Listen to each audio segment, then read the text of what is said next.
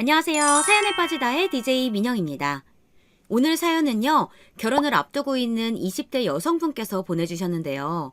상견례장에서 엄청난 일을 겪고 현재 파혼 위기에 처해 계신다고 합니다. 도대체 어떤 일이 있으셨던 건지 오늘 사연 함께 만나보겠습니다.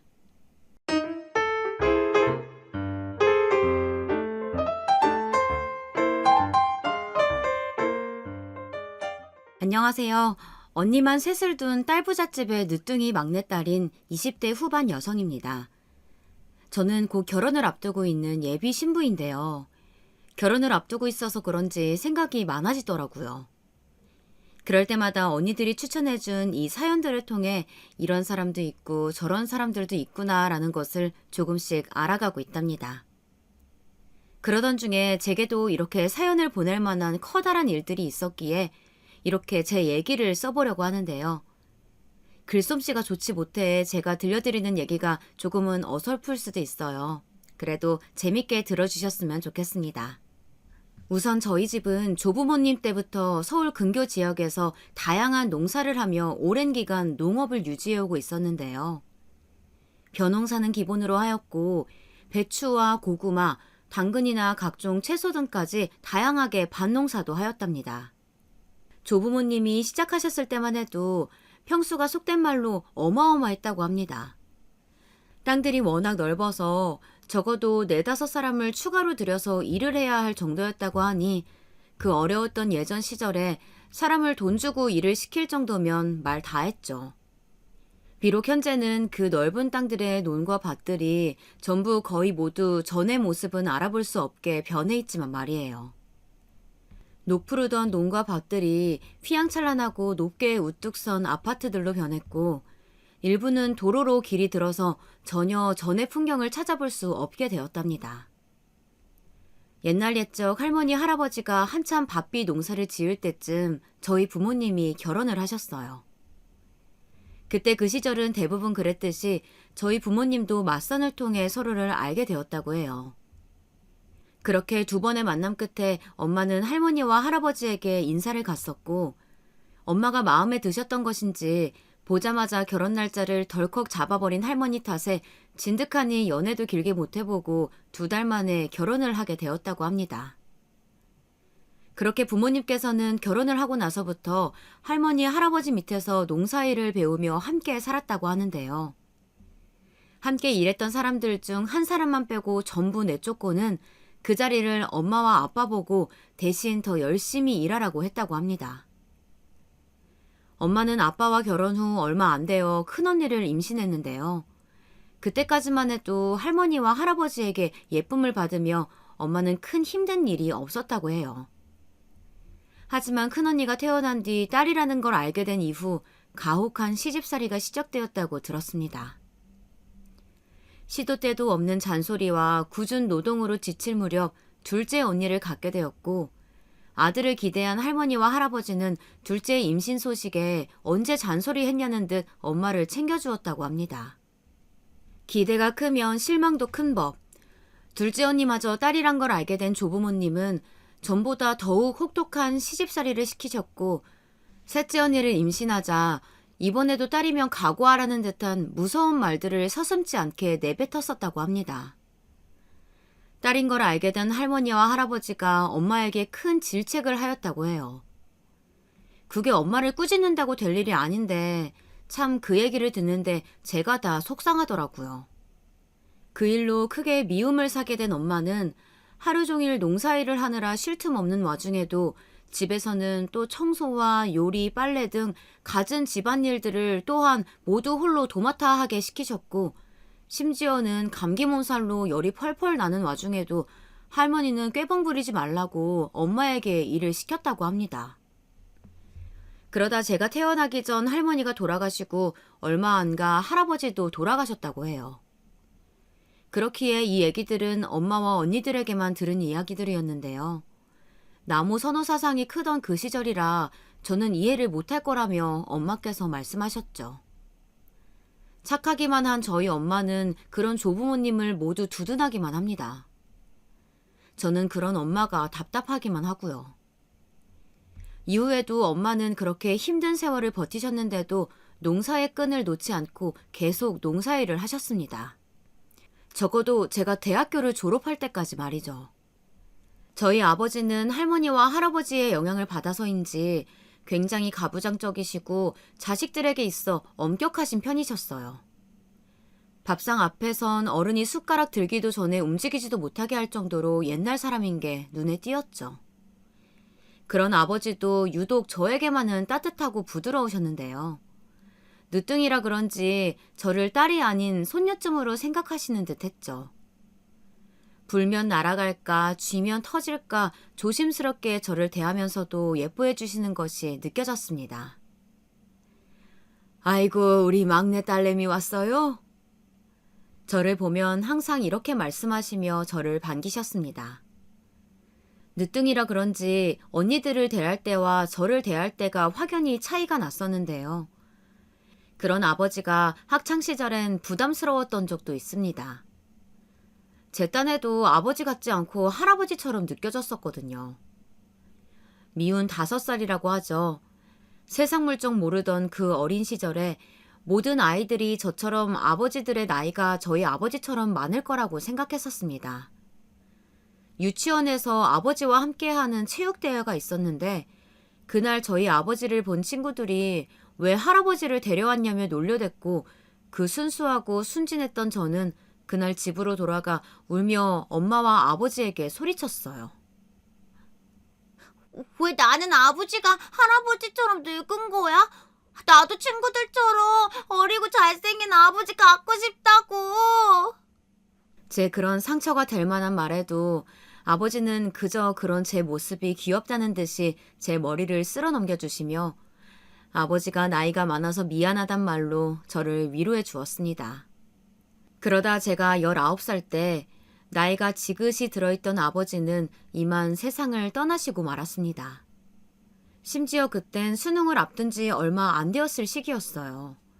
굉장히 예민하고 힘든 시기에 벌어진 일이라 매우 혼란스러울 수밖에 없었습니다. 저는 하는 수 없이 장례식장에서도 공부를 해야만 했어요. 친척 어른들의 질타를 받으면서 말이죠. 그래도 수능을 성공적으로 보고 원하는 대학에 들어간다면 돌아가신 아버지도 이해를 해주실 거라고 생각했습니다. 그렇게 전 수능을 만족스럽게 마치고 결국엔 원하는 대학교에 들어갈 수 있었습니다.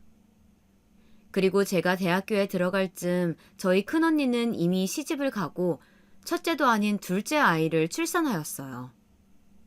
이쯤 되니 제가 얼마나 늦둥인지 감이 잘 안 오실 수도 있을 것 같은데요.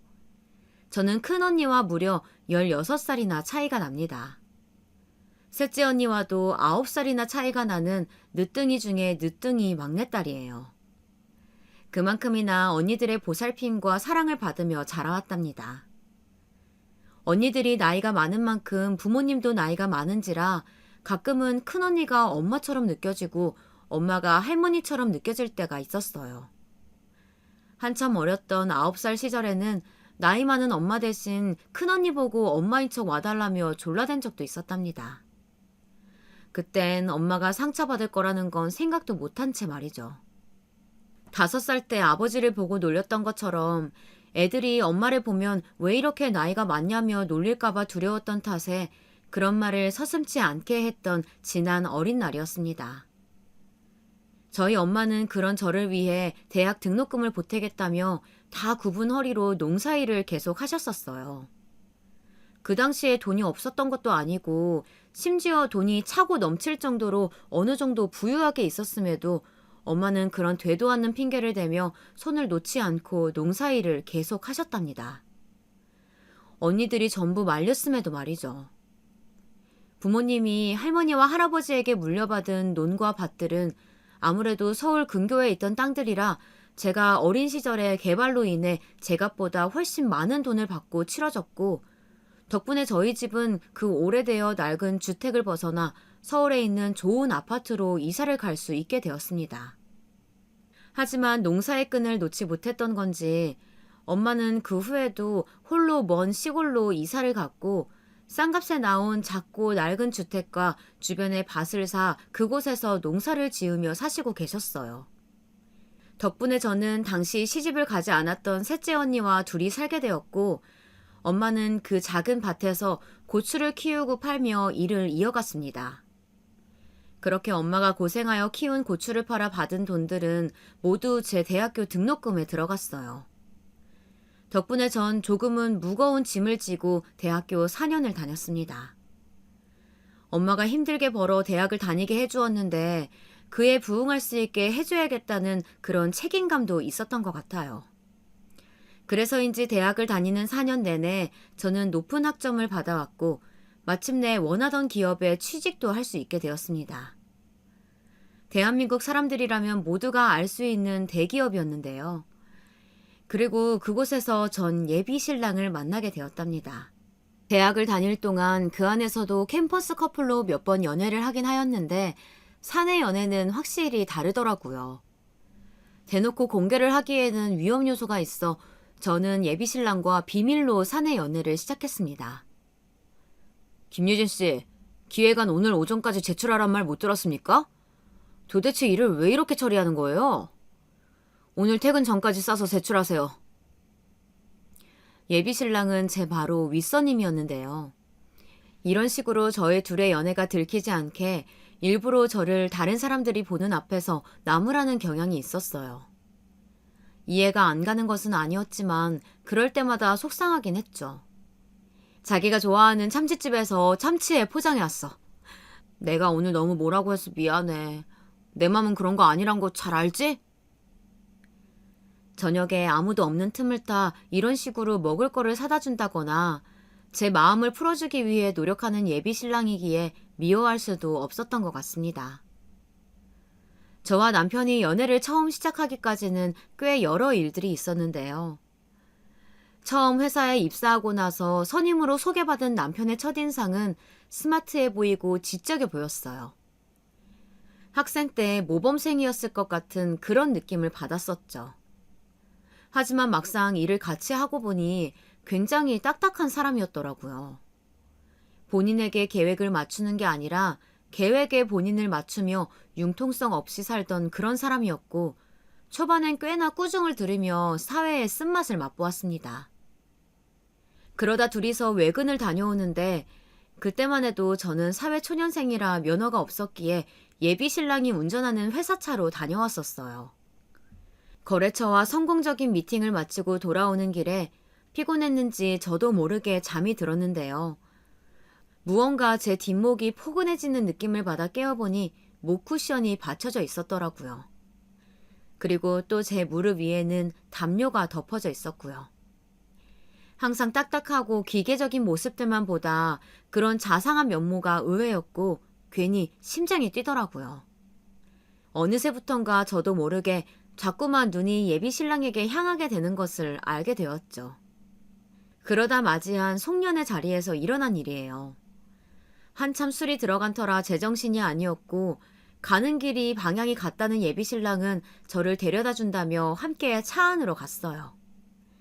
대리기사님이 운전을 해야 하였기에 예비 신랑도 뒷자리에 타더라고요. 조수석에 앉아도 되었을 텐데 지금 와서 생각해보면 예비 신랑도 일부러 뒷자리에 앉은 게 아닌가 싶네요. 그 당시 예비 신랑과 저는 뒷자리에 나란히 앉아 대리기사님을 기다리고 있었고 술 기운 때문인지 아니면 바로 옆에 앉아있는 예비 신랑이 가깝게 느껴져서인지 저도 모르게 고백을 하고 말았어요. 사실 그 당시에만 해도 예비 신랑은 저에게 별다른 관심이 없을 거라고 생각했었어요. 그런데 제 생각과는 반대로 예비 신랑도 긴 생각도 하지 않은 채 제 고백을 받아주더라고요. 그렇게 저는 예비 신랑과 연애를 시작하게 되었답니다. 예비 신랑은 제가 생각했던 것보다 더욱 다정하고 자상한 사람이었어요. 그저 일을 할 때에는 공과 사를 확실하게 구분하는 것뿐이었죠. 남편은 회사 내에서 꽤 인기가 있던 상사이기도 했습니다. 제 입사 동기 여자애들과 함께하는 식사 자리에선 항상 예비 신랑이 입방아에 올라왔죠. 얘들아, 임대리님 너무 멋있지 않아? 아, 진짜 뭐 하나 빠지는 게 없는 것 같아. 일도 잘해, 키도 커, 얼굴도 반반해. 나 한번 꼬셔볼까? 야, 아서라. 우리 팀의 윤 대리님이 임 대리님한테 고백했었는데 여자친구 있다고 까였었대. 뭐? 여자친구 있는 줄은 몰랐는데? 아, 임 대리님 여자친구 진짜 좋겠다. 남자친구가 임 대리님이라서. 입사 동기 친구들은 저마다 예비 신랑을 칭찬했고 저는 그저 흡족하게 웃으며 듣고만 있었죠. 사실 이렇게 예비 신랑에 관한 얘기를 옆에서 듣다 보면 뿌듯하고 자랑스럽다가도 괜스레 불안해지는 건 어쩔 수 없었어요. 홀로 깊은 생각을 하다 보니 웃고 있던 제 표정도 이내 어둡게 변했었던 것 같네요. 그러다 한 동기 친구가 제게 예비 신랑에 관해 아는 게 있냐며 질문을 하는 겁니다. 그러니까. 아, 맞다. 유진이 너 임대리님이 맞선님이잖아. 여자친구 관련해서 뭐 얘기 들은 거 있어? 아니. 나도 잘 몰라. 그런 사적인 얘기 잘 안 하시는 분이잖아. 처음엔 당황하여 말을 버벅거렸지만 이내 어쩔 수 없이 동기 친구들에게 거짓말로 답을 하였어요. 숨기기 힘든 게 사내 연애라지만 회사에선 전혀 티를 내지 않던 예비 신랑이었기에 제 거짓말은 모두에게 통했죠. 맞아. 내가 같은 팀이라서 아는데 얘 임대리님한테 맨날 혼나기만 해. 저번에는 일을 좀 무리하게 시키는 것 같더라고. 일에 있어서는 엄청 엄격한 것 같아. 정말? 그렇게 안 봤는데 임대리님도 의외시다. 역시 사람은 겉모습만 보고 판단하면 안 되나 봐. 뭐 어찌 보면 그게 매력일지도 모르지만. 유진이 너도 힘들 때 우리한테 말해도 돼. 맞아 유진아 힘내. 동기 좋다는 게 뭐겠어. 앞으로 임대리가 뭐라고 하면 우리들한테 말해. 도움은 안 되겠지만 우리가 같이 험담은 해줄 수 있어. 되레 이런 식으로 위로를 받았었죠. 입사 동기 친구들에겐 참 고마우면서도 본의 아니게 속이게 되어 미안하기도 하더라고요. 그렇게 예비 신랑과 연애한 지 2년이 조금 지났을 때 함께 살던 셋째 언니마저 결혼을 하게 되었어요. 만나니 사람이 있다는 것을 아는 셋째 언니는 본인 결혼식에 예비 신랑을 데려오라며 부추겼고 저도 예비 신랑에게 그 말을 전해주었어요. 나 할 말이 있는데 다음 주에 우리 셋째 언니가 결혼을 하거든. 근데 셋째 언니가 자기랑 같이 오라는데 혹시 같이 가줄 수 있을까? 정 부담스러우면 같이 안 가도 돼. 내가 셋째 언니한테는 잘 말해볼게. 그래, 같이 가자. 나도 이참에 말로만 듣던 자기 언니들한테 점수 좀 따야지. 제 걱정과는 달리 흔쾌히 함께 가겠다는 예비 신랑이었어요. 그렇게 셋째 언니의 결혼식 날 저는 직계 가족이라 먼저 식장에 가 있었고 예비 신랑은 식이 시작되기 30분 전에 도착해 저에게 인사를 하였죠. 멀끔하게 차려입은 모습이 회사에서 보던 모습보다 더욱 힘을 준 게 눈에 보였어요. 그리고 제 옆에 있던 엄마도 제 예비 신랑을 보고 먼저 인사를 하더라고요. 오늘 온다고 했던 유진이 남자친구니? 네, 맞습니다. 정식으로 인사드립니다. 유진이 남자친구 임연우입니다. 그래요. 잘 왔어요. 듣던 것보다 더 잘생겼네. 하하, 과찬이십니다. 이렇게 와줘서 고마워요. 고맙긴 뭘요. 당연히 와야죠. 저도 이렇게 한번 유진이 가족분들 뵙고 싶었어요. 그런데 할머님이 굉장히 젊으신 것 같아요. 예비 신랑은 그만 실수를 하고 말았어요. 제가 늦둥이라는 걸 모르는 것도 아니던 예비 신랑은 저희 엄마가 이 정도로 나이가 있을 줄은 몰랐던 것 같았죠. 저희 엄마는 그 말을 듣고 상처를 받은 것인지 당황한 표정이었다 이내 표정이 급격히 어두워졌고 아무것도 모르는 예비 신랑은 어리둥절해하는 눈치였어요.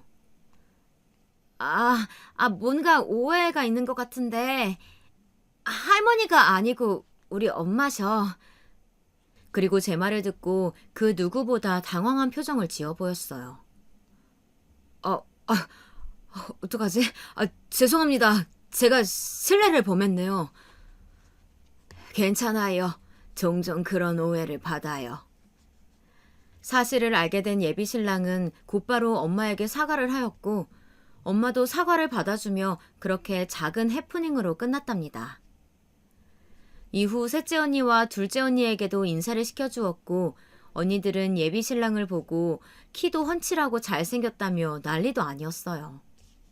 누가 아줌마들 아니랄까봐 촐싹거리는 모습에 제가 다 부끄러웠죠. 그리고 그날의 주인공이었던 셋째 언니와 셋째 형부에게도 인사를 하였습니다. 함께 있는 모습을 보니 정말 셋째 언니가 결혼을 하는구나 싶더라고요. 그리고 얼마 안 가 결혼식이 시작되었습니다. 셋째 언니는 그 어느 때보다 아름다운 모습을 한 채 입장을 하였고 형부도 믿음직스러운 모습이었답니다. 이후 신랑 신부 서약을 했는데 엄마는 비어져 있는 아버지의 빈자리를 보며 눈물을 훔치는 듯 보였죠. 그 모습을 보는데 괜히 저도 울컥하더라고요. 그리고 결혼을 하는 셋째 언니의 모습을 보니 저도 결혼을 하고 싶다는 생각이 문득 들었어요. 첫째 언니나 둘째 언니가 결혼을 할 때에는 어리기도 하고 결혼은 아직 저에게 먼 얘기라고만 생각되어 별로 감흥이 없었는데 셋째 언니가 결혼할 쯤엔 저도 직장인이었고 같은 직장에 다니는 번듯한 남자친구도 있다 보니 생각이 달라지더라고요. 그리고 그런 감정을 예비 신랑 또한 느꼈는지 식이 모두 끝나고 집으로 가는 와중에 제게 이런 말을 하였습니다. 우리도 결혼할까? 그때 당시만 해도 결혼 생각을 전혀 하지 않았던 것은 아니었지만 이렇게 예비 신랑이 먼저 제게 결혼에 대한 말을 할 거라고는 상상도 못했는데 뜻밖의 말에 선뜻 답을 못하겠더라고요. 그래서인지 긍정도 아니고 부정도 아닌 답을 늘어놓았죠. 한 2년 뒤쯤에 더욱 능력이 갖춰지면 그때 하자. 그리고 제가 한 말은 곧 현실로 이루어지게 되었지만 말이에요. 그 당시 제 대답을 들은 예비 신랑도 알겠다 말하곤 궁금하였던 걸 계속 참았다는 듯한 말투로 조심스레 저희 엄마에 관한 질문을 해보였어요. 자기 엄마 말이야. 연세가 꽤 있으신 것 같은데 아직도 일하고 있다고 하지 않았어? 언니들도 그렇고 나도 다들 말렸는데 귀엽고 일을 하고 싶다시네. 시골에서 혼자 농사 짓고 사신다고 하셨나? 원래 혼자 고추밭에서 고추 키우고 사셨는데 지금은 사람을 써서 엄마랑 같이 일하시는 분 3분 정도 더 계신데 그래서 전보다는 덜 힘드시다고는 하는데 여전히 고집이 있으셔서 하지 말라고 해도 말을 안 들으셔. 제가 말한 대로 저희 엄마는 여전히 홀로 시골에서 농사를 하며 사시고 계십니다. 농업이 천직이신 건지 아니면 가만히 있을 성격이 되지 못하시는 건지 농사에 손을 못 대고 계시네요. 그래도 작은 밭에서 시작한 고추밭은 여러 유통업체에 계약이 되어 꽤 큰 수익을 거둬들이고 있다고 합니다. 작은 밭은 조금씩 확장하여 전보다는 꽤 큰 밭을 이루고 있었고 고추에 이어 다른 야채들도 재배를 하기 시작하였어요. 그리고 그 야채들마저도 엄마의 정성스러운 손길이 통한 것인지 맛있다는 평을 받으며 꽤 많은 거래가 되고 있다고 합니다. 그런데 아직도 농사를 하고 있다는 말에 예비 신랑은 꽤나 걱정스럽다는 말투로 말하더라고요. 아무리 그래도 아까 보니까 허리도 많이 굽으시고 손도 다 부어 계시고 주름도 자글자글 하신데 억지로라도 농사 그만두게 하시고 서울로 올라오시라고 해야 하는 거 아니야? 솔직히 그거 농사 돈이 많이 되는 것도 아니고 정 어려우시면 유진이 네가 도와주면 되잖아. 예비 신랑은 무언가 오해를 하는 것 같았어요. 저희 엄마가 생활이 어려워 아직까지 농사를 하고 있다고 말이에요. 엄마가 하고 싶다고 하는 건데 억지로 데려와서 좋을 게 뭐가 있어. 오히려 서울 공기 맡으면 더 몸에 해로울지도 모르고. 그리고 자기가 뭔가 오해하는 것 같은데 우리 엄마 생활이 어려워서 농사일 하고 계신 거 아니야. 그냥 본인이 예전부터 하시던 일이라 손을 못 놓고 계신 것 뿐이지. 그리고 우리 집 밭에서 꽤 큰 수익 거둬들이고 있어. 너무 걱정하지 않아도 돼. 솔직히 그 얘기를 듣는데 기분이 썩 좋지는 않더라고요. 아직까지 우리나라에서 농사란 돈 안 되고 형편없는 이미지처럼 보이는 것 같아 괜히 속상했죠. 실상은 전혀 그렇지 않은데 말이에요. 사실 돈이 없으면 할 수 없는 게 농사인데 말이죠. 이후 평범한 일상이 다시 시작되었고, 저는 세 자매가 처음 살기 시작했던 그 집에서 셋째 언니마저 결혼 후에 집을 나가게 되어 결국 그 큰 아파트에 저 홀로 살게 되었답니다. 직장과 집의 거리가 꽤 가까운 편이라 홀로 남게 된 집에 가끔씩 업무가 늦어지거나 회식이 있는 경우 예비 신랑이 우리 집에서 잠을 청하고 가던 경우가 종종 있었죠. 예비 신랑이 살고 있는 집은 서울은 아니었기에 저희 집이 훨씬 가까운 편이었습니다. 제가 살고 있는 아파트는 제가 어렸을 때부터 살던 곳이라 연식이 꽤 되긴 하였어도 신혼집으로 시작하기에 전혀 무리가 없는 꽤 넓은 평수의 아파트였기에 둘이 있어도 넓게 느껴졌어요. 그러던 어느 날이었습니다. 엄마에게 갑자기 전화가 오더라고요. 무슨 일인가 싶어 받아보니 뜬금없는 얘기를 하였죠. 저번에 왔던 총각 괜찮더라. 네 언니들도 다 괜찮은 것 같다고 하고 유진이 너만 괜찮으면 지금 살고 있는 아파트 너 가져라. 거기서 신혼집을 차리던 뭐 그 집을 팔아 새로운 곳을 얻어가던 네 마음대로 하고. 갑자기 전화해서 뜬금없이 그게 무슨 말이야. 유진이 네가 혹시나 결혼 생각은 있는데 준비가 안 돼서 못한다고 한다면 엄마가 도와주겠다는 뜻이야. 엄마가 이제 살면 얼마나 살겠니? 우리 막내딸까지 결혼하는 거 보면 한이 없겠어. 엄마, 그런 말이 어디 있어. 이상한 헛소리 하지 마시고 오래오래 살 생각이나 하세요. 농사도 너무 힘들면 그만두고 여행 다니면서 자유롭게 살고, 어? 돈이 없는 것도 아니고 왜 그렇게 본인 몸을 혹사시키면서 사는 거야. 난 진짜 이해가 안 돼. 너무 속상하다고. 아유, 그래, 알겠다. 내가 괜한 말을 했구나. 유진이 네가 알아서 어련히 잘할 텐데. 아휴, 엄마 말은 그 남자가 정 괜찮다 싶으면 어떤 구애도 받지 말라는 뜻이었어. 엄마의 이러한 말 때문이었던 것 같아요. 제가 30살이 되기 전에 결혼을 해야겠다 결심을 하게 된 이유 말이죠. 그리고 그런 제 마음을 예비 신랑도 알게 된 것인지 얼마 안 가 제게 깜짝 프로포즈를 하였어요. 평소와 같이 퇴근을 하고 집으로 갔는데 현관을 열자 웬 꽃길이 거실까지 쫙 놓여 있더라고요. 그 길을 따라가니 기다렸다는 듯 회사에선 집에 일이 있다며 잠시 반차를 쓰던 예비 신랑이 제 앞에 서 있었어요.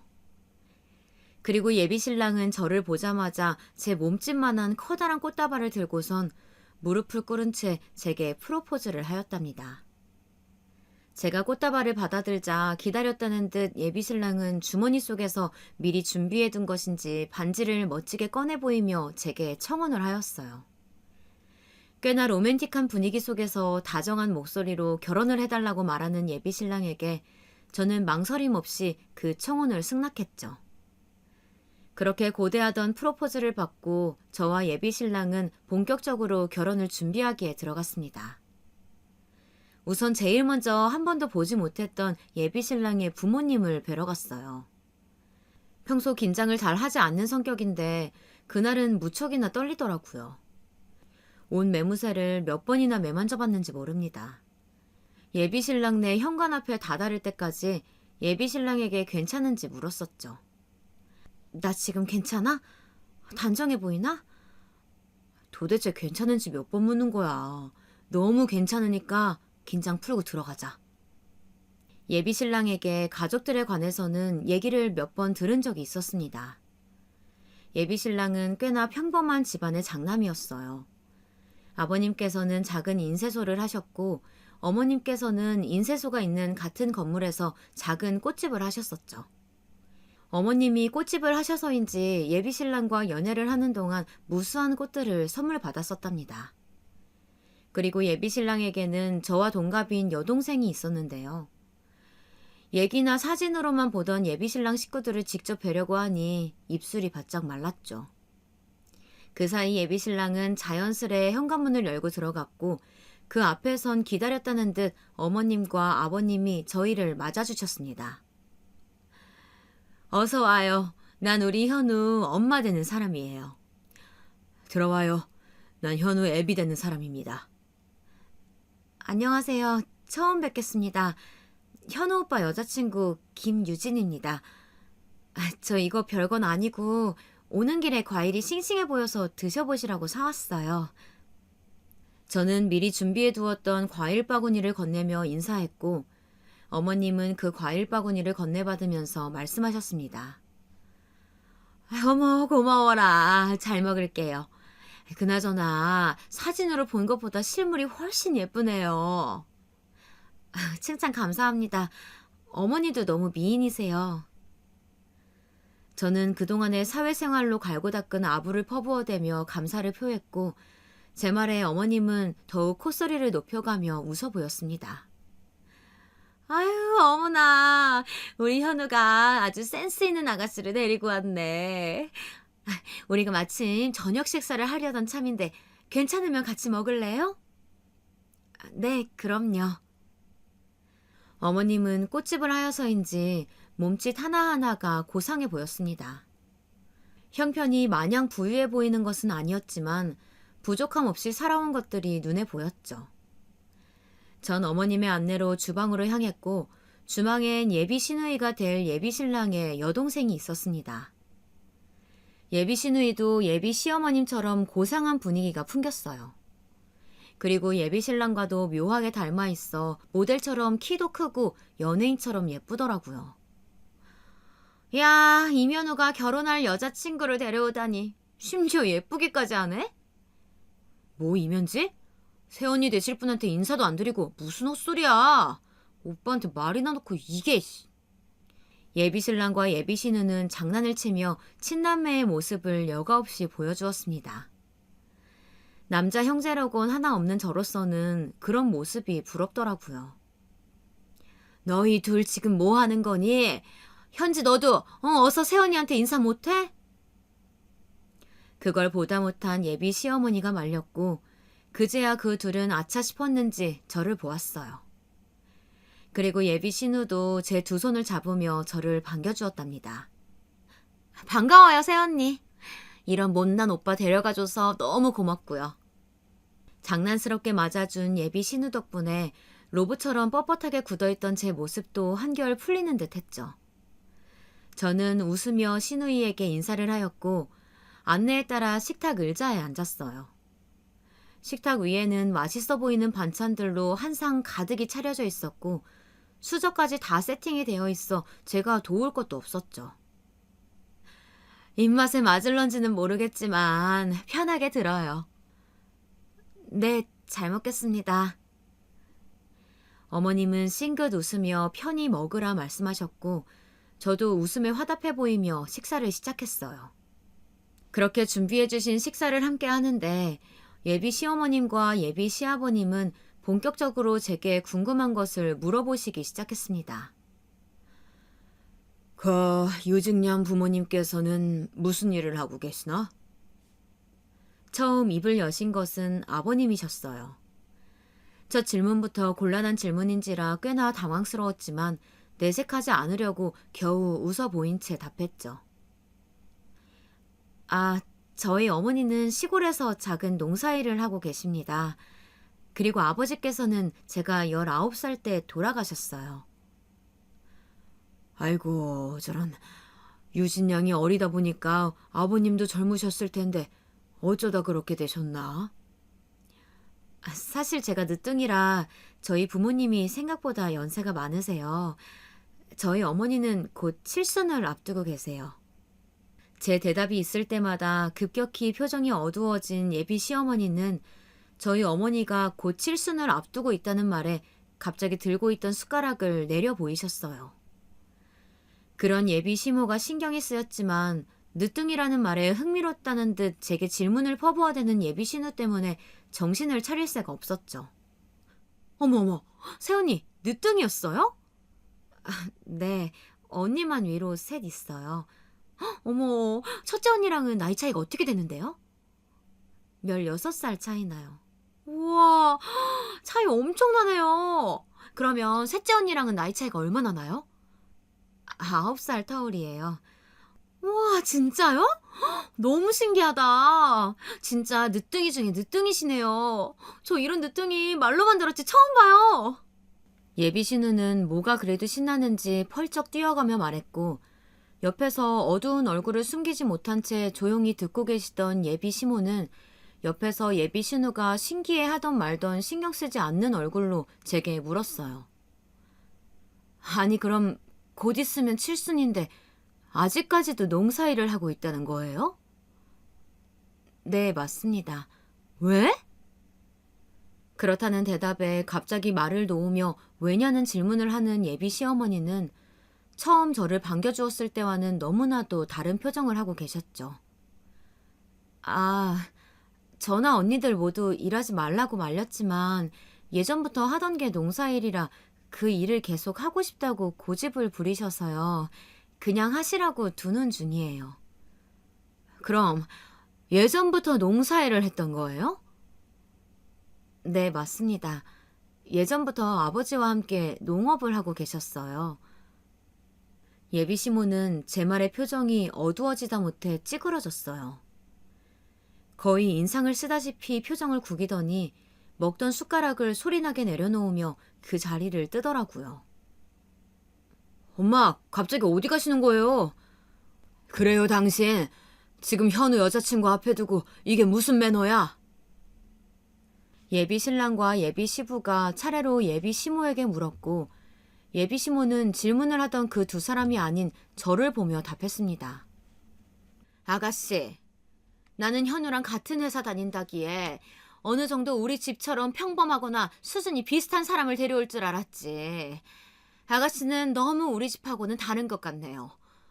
현우랑 연애하는 것까지는 내가 뭐라고 하지 않겠지만 결혼은 허락 못할 것 같으니까 그렇게 알고 돌아가요.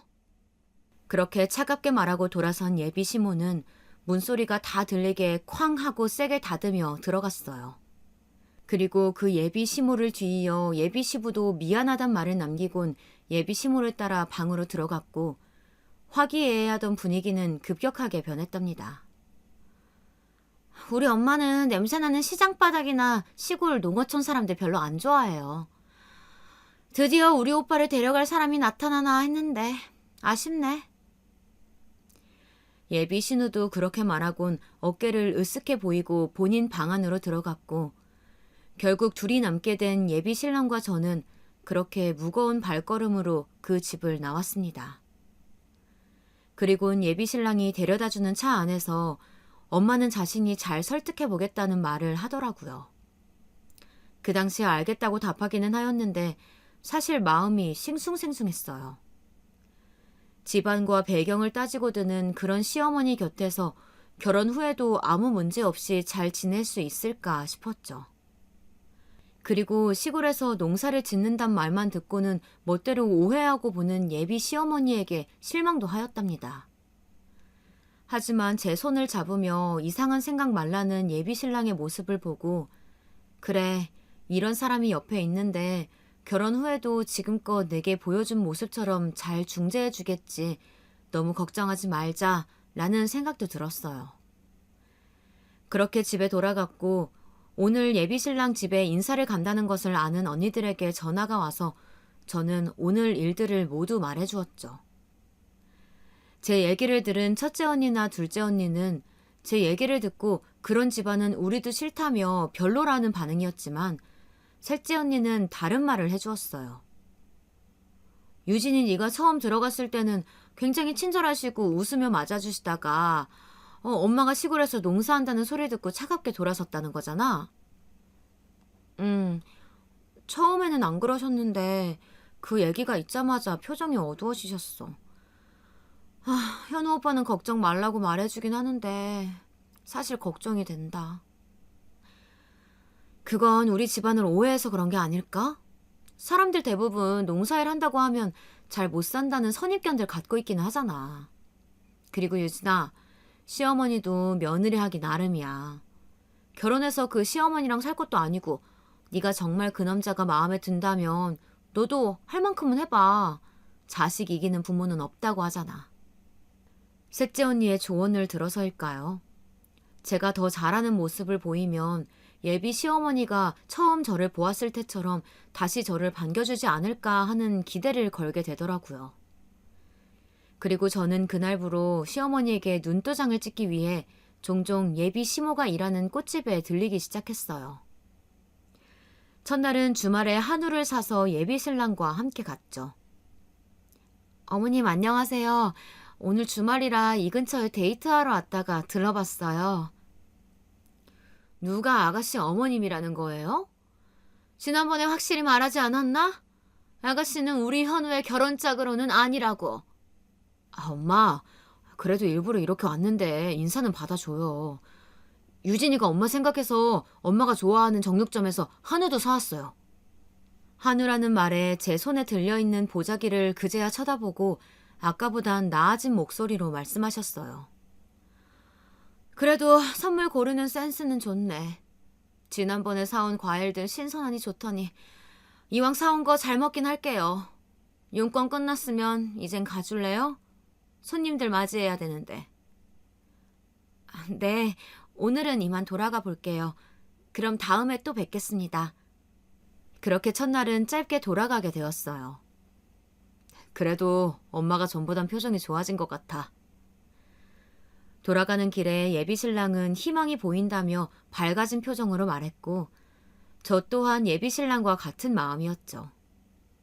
그리고 다음 날엔 예비 신랑 없이 저 홀로 가 인사를 드렸습니다. 어머님 안녕하세요. 아가씨 혼자서 여긴 무슨 일로 온 거예요? 인사드리러 들러봤습니다. 그리고 저 여기 별건 아니고 어머님 연세분들이 많이 찾는 화장품이라고 해서 한번 골라봤어요. 저는 미리 예비 시모의 꽃집에 오기 전에 중년 여성들이 좋아한다는 화장품을 사들고 가 그날도 어김없이 선물을 했어요. 그러더니 예비 시모는 밝아진 안색으로 그 화장품을 받아들다가 이내 고개를 내저으며 말하더라고요. 어머나, 뭐 또 이런 걸 사왔대? 이 화장품 내가 갖고 싶어 했던 건데. 뭐 일단 고맙게 받을게요. 그런데 앞으로는 이런 선물 사들고 찾아오는 일 없었으면 하네요. 아무리 이렇게 선물 갖다 바쳐도 아가씨는 우리 현우의 결혼 상대가 될 수 없다는 뜻이에요. 알겠어요? 저 어머님, 죄송하지만 저도 현우 오빠도 저희 서로 많이 좋아해요. 제가 좀 이해가 안 돼서 그러는데 도대체 왜 저는 현우 오빠의 결혼 상대가 될 수 없다는 걸까요? 단순히 저희 엄마께서 시골에서 농사를 짓는다는 것 때문이신가요? 맞아요. 잘 아는 사람이 이런 식으로 때를 쓰면 안 되죠. 직업에 귀천이 없다고는 하지만 나는 그 얘기가 못난 자들의 그저 핑계라고 생각하는 사람이에요. 이제 이해가 좀 됐으면 좋겠네요. 그럼 이만 들어가 봐요. 방해되니까. 예비 시모가 그렇게 말을 하고 있는 사이 꽃집엔 손님이 찾아왔고 그걸 본 예비 시모는 이만 저에게 들어가 보라며 손을 저어댔어요. 어서 오세요. 손님 뭐 찾으시는 거 있으세요? 여기 있는 꽃 골라가면 꽃다발로 포장되는 건가요? 그럼요. 둘러보시고 마음에 드시는 꽃 있으면 말씀해 주세요. 손님과 예비 시모가 자연스럽게 대화를 하였고 이대로 가야 하나 주춤하던 사이 손님이 들어온 탓에 저도 모르게 카운터 안으로 들어오게 되었습니다. 손님은 제가 직원인 줄 알고 저에게 꽃을 추천해달라며 도움을 요청했어요. 저기요, 엄마한테 선물할 꽃을 찾고 있는데 제가 꽃집은 처음이라 그러는데 좀 골라주시겠어요? 손님, 이분은 직원이... 네, 손님. 어머님 연세가 어떻게 되시는지 알려주시면 맞춰서 추천해드릴게요. 그 모습을 본 예비 시어머니는 손님에게 제가 직원이 아니라고 말하려는 듯 했지만 저는 그런 예비 시모를 제지하며 손님의 질문에 능숙하게 꽃을 골라주었습니다. 그리고는 예비 시모에게 포장도 저에게 맡겨만 달라고 말하고는 예쁘게 포장도 해보였죠. 그리고는 그 손님은 만족해하며 계산을 마치고 가게를 나갔고 예비 시어머니는 궁금한 게 많아 보이는 얼굴로 저를 바라보셨어요. 무엇을 궁금해하는지 알 것 같아 예비 시모께서 제게 물어보진 않았지만 먼저 입을 열어 말했습니다. 제가 사실 예전에 취미로 꽃꽂이를 배웠었는데 그게 꽤 재미있어서 플로리스트 자격증까지 땄었어요. 그게 이렇게 쓰일 줄은 몰랐네요. 방금 일은 실례가 많았습니다. 아니에요. 아마추어 치고는 실력이 꽤 괜찮았어요. 그럼 이만 돌아가 봐요. 예비 시어머니는 제 말을 듣고 잠시 말을 버벅이며 당황한 기색을 보였고 그 말에 저도 다음에 또 뵙겠다는 말을 남기곤 그렇게 두 번째 방문을 마쳤답니다. 그리고 그 이후로 두세 번 정도 예비 시어머니의 꽃집을 더 찾아가 보았어요. 그날들은 전처럼 선물 공세를 하지는 않았지만 인사도 드리며 예비 시모의 일을 도와주었죠. 방문하는 횟수가 늘어날수록 예비 시모는 점점 표정이 풀리는 듯 보였어요.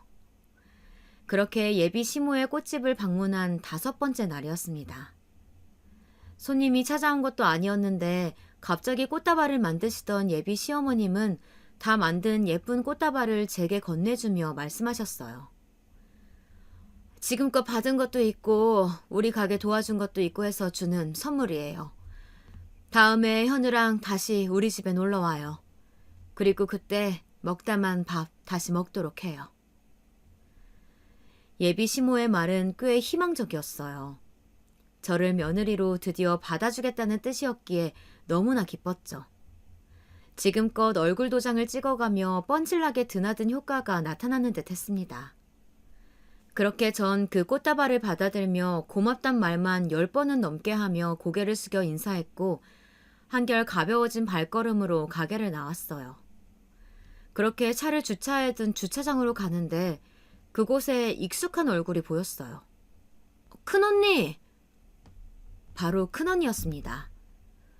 저는 제 쪽을 못 보고 지나가는 큰언니를 크게 불러 세웠어요.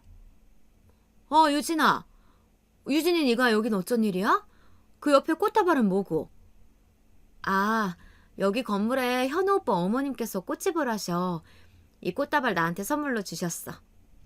근데 큰언니는 여기 무슨 일이야? 무슨 일은? 이 건물 엄마 건물이잖아. 엄마가 2달째 월세를 못 받고 있다는 곳이 있다길래 대신 돈 받으러 왔어. 근데 여기 꽃집이 그 현우 총각 엄마가 하는 꽃집이라고? 참 세상 좁다 좁아. 뭐? 여기가 엄마 건물이라고? 유진이 너는 몰랐구나? 그날 저는 태어나 엄마가 건물주라는 사실을 처음 알게 되었어요. 그 건물은 조부모님께서 예전에 사놓은 낡은 공중 목욕탕이었던 건물이었고 조부모님께서 돌아가신 뒤 유산으로 물려받게 된 후 아버지마저 돌아가시자 자연스레 그 건물은 엄마의 소유가 되었다고 합니다. 이후 워낙 낡고 장사도 안 되던 공중 목욕탕을 허물고 큰언니의 기획 아래 건설회사를 다니는 큰형부의 도움도 받으며 지금 이 건물을 새롭게 짓게 되었다는 얘기였죠. 아니, 이런 돈들도 있는데 왜 엄마는 여태 농사를 짓고 계신 거야? 내 대학 등록금도 농사 짓고 번 돈으로 내줬었잖아. 그런 막대한 돈을 갖고 있던 엄마가 지금껏 왜 그런 고생을 하고 살았는지 그리고 왜 아직도 그 시골에서 홀로 살며 농사를 짓고 계신 건지 이해가 되지 않았어요. 그거야. 우리 엄만 돈이 없어서 농사를 짓는 게 아니고 그 일이 재밌어서 하시는 거잖니. 그리고 쾌쾌한 도시보다 시골 공기가 더 좋다고 내려간 거고. 유진이 너 대학 등록금 낸다고 농사 짓는다고 말한 건 그냥 핑계였겠지. 우리가 말릴까 봐. 핑계거리 찾다가 그게 걸린 것뿐이야. 우리 엄마 고집 센 게 하루 이틀이니? 그리고 우리 엄마 건물이 여기 말고 서울에도 더 있어. 유진이 네가 생각하는 것보다 더 부자시다 우리 엄마? 이후 언니는 엄마가 갖고 있는 자산에 대해 더 자세히 말해주었어요. 제가 알지 못했던 엄마의 진실들이었죠. 엄마는 예전에 농사짓던 넓은 땅들을 개발로 인해 팔아 받은 돈과 아버지의 보험금을 어떻게 해야 할까 고민을 하고 있었다고 합니다. 그때 당시 투자에 일가견이 있던 큰언니와 둘째 언니의 도움으로 크게 투자를 하였고 그것이 배가 되어 돌아와 서울에 있는 4층짜리 작은 건물도 살 수 있게 되었다고 말해요. 그때 당시만 해도 서울 땅값이 지금처럼 높지는 않았고 경매에 시세보다 싸게 올라온 건물이라 무리 없이 구매했었다고 합니다. 그리고 지금 그 건물은 말도 안 되게 올라 엄청난 수익을 거두었다는 말을 듣고 전 놀라지 않을 수 없었어요. 그렇게 잠시 큰언니에게 들은 엄마의 자산 얘기를 끝으로 새삼 대단한 엄마를 생각하고 있는데 갑자기 예비 신랑에게 전화가 왔어요. 유진아, 드디어 엄마가 허락했어. 너랑 결혼해도 좋다고 하셔. 수화기 너머로 예비 신랑의 기뻐하는 목소리가 다 들려왔답니다. 그 얘기를 들은 언니는 제게 그 상황에 대해 설명해 보라고 하였고 저는 지금껏 있던 자초지정을 말해 주었어요. 처음 인사 갔을 때 엄마가 농사 짓는다는 말을 듣고 갑자기 태도가 돌변했다는 것은 그 당시 말했던지라 알고 있던 언니는 어떻게 허락을 받게 된 건지 집요하게 물어왔죠. 그래서 전 지금껏 예비 시모에게 이쁨을 받기 위해 어떤 노력을 하였는지 말해 주었어요. 제 얘기를 들은 큰언니는 혀를 차기 일쑤였습니다. 선물 공세에 직원 노릇까지 하며 허락을 구걸한 제가 한심하다며 말해요. 큰언니의 비꼼에도 전 아랑곳하지 않았어요. 예비 시어머님의 허락을 기다려왔기 때문이죠. 그렇게 저는 예비 신랑과 본격적으로 결혼 준비에 나섰습니다. 결혼 준비를 시작하고 보니 확실히 연애 때와는 다른 느낌이었어요. 지금껏 삶이 달라왔던 남녀가 함께 하려고 하니 부딪히는 부분도 많았죠. 연애 때는 크게 싸워본 적이 없었던 저와 예비 신랑은 결혼 준비를 하며 꽤나 다투기도 했었는데요. 그래도 지금껏 서로를 봐왔던 날들이 있었기에 화해를 하는 방법도 알고 있었죠. 싸움은 그리 오래가지 않았고 결혼 준비는 계속되어 갔습니다. 그리고 마침내 상견례 날이 다가왔습니다. 약속 시간보다 30분이나 일찍 도착한 식당에는 시골에서 먼걸음하느라 바쁘셨을 엄마께서 먼저 와 계셨어요. 예비 신랑과 저는 그런 엄마를 부축하며 인사를 하였고 언니들도 시간 맞춰 오기 시작했죠. 그리고 약속 시간에 딱 맞춰 온 예비 시부모님과 예비 시누이는 저희 엄마와 언니들을 신기한 듯 저와 번갈아가며 저희 5 모녀를 동물원 속 원숭이 보듯 쳐다보더니 자리에 앉았죠.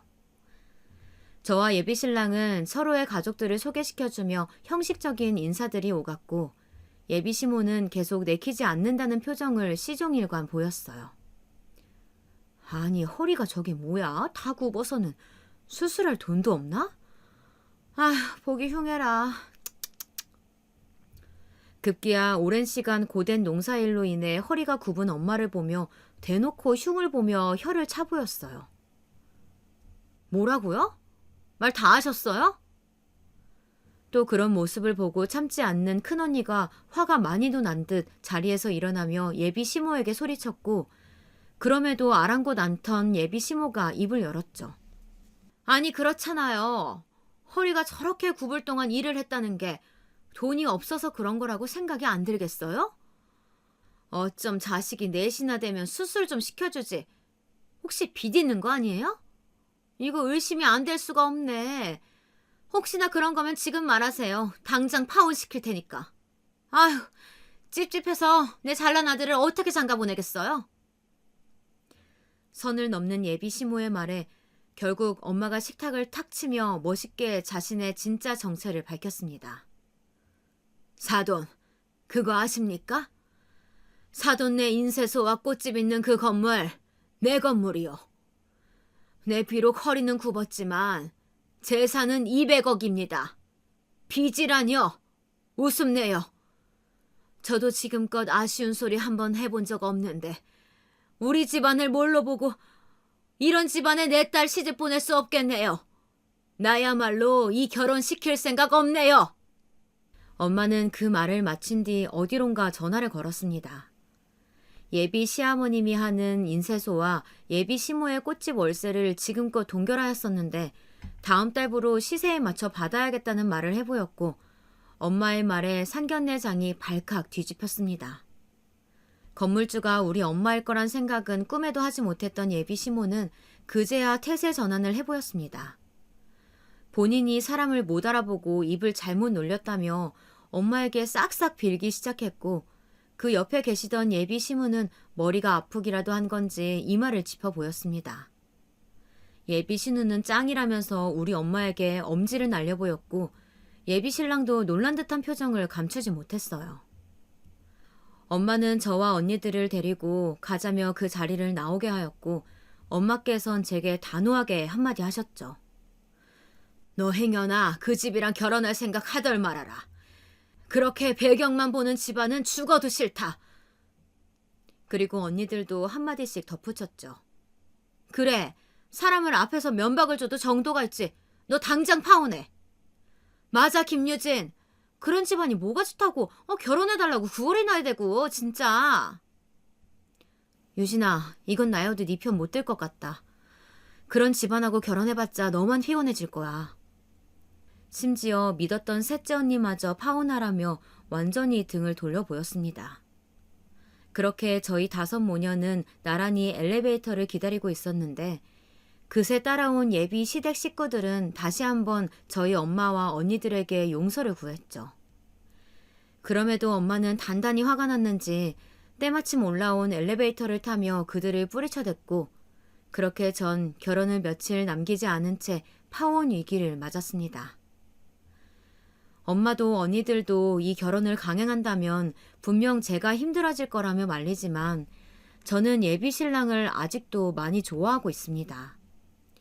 그리고 결혼을 계속 진행하고 싶은데 이번엔 저희 가족들이 허락을 절대로 하지 않겠다고 하네요. 상황이 역전된 지금 제 예비 신랑과 예비 시댁 식구들이 저희 집에 허락을 구걸하고 있죠. 전 정말 엄마와 언니들의 말처럼 이 결혼을 파혼하는 것이 맞을지, 아니면 사랑하는 사람만 보고 반대를 무릅쓴 채 결혼을 그대로 진행할지 고민이 됩니다. 제 사연을 듣고 많은 분들이 의견을 좀 주셨으면 좋겠어요. 그럼 지금까지 제 얘기 들어주셔서 감사합니다.